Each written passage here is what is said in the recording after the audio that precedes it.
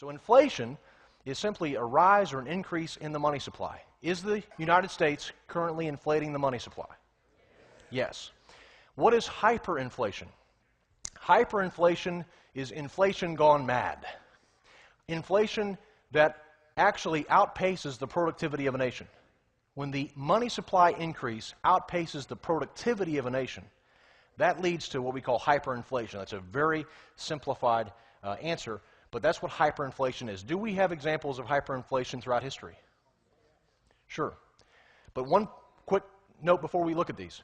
Every single fiat currency throughout history has suffered death or collapse by hyperinflation. Ancient Greece suffered with hyperinflation, the very first documented case. Ancient Rome, tremendous amount of hyperinflation.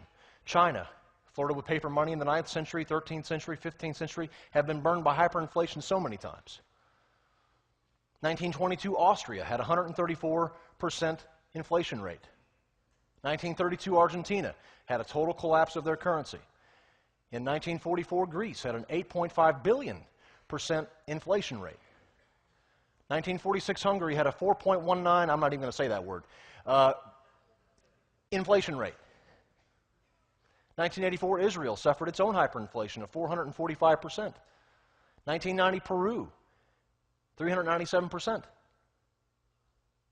1993 to 94, Yugoslavia suffered the worst case of recorded hyperinflation, 5 times 10 to the 15th power.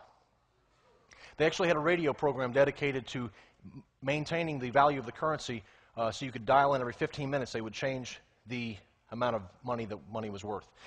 They ran out of paper in Yugoslavia because the store owners and the government were both using it. The store owners were using it to change their price tags, and the government was using it to print money.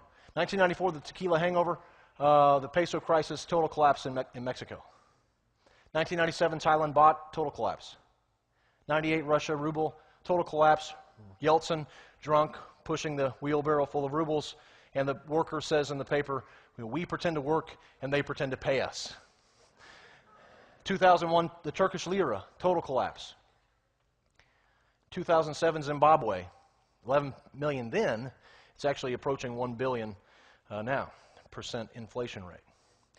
Over time, the purchasing power of the U.S. dollar has lost value. You can see just from this cute chart here from dollar days that the currency has lost 94% of its value since 1933, and even more since it was first come out. You see here the British pound. You can see this fiat currency has lost value over time. Purchasing power of the Canadian dollar since 1913, tremendously lost value. Purchasing power of the Swiss franc since 1913. And the winner is, the best performing currency of the 20th century was the Swiss franc. It only lost 80% of its value.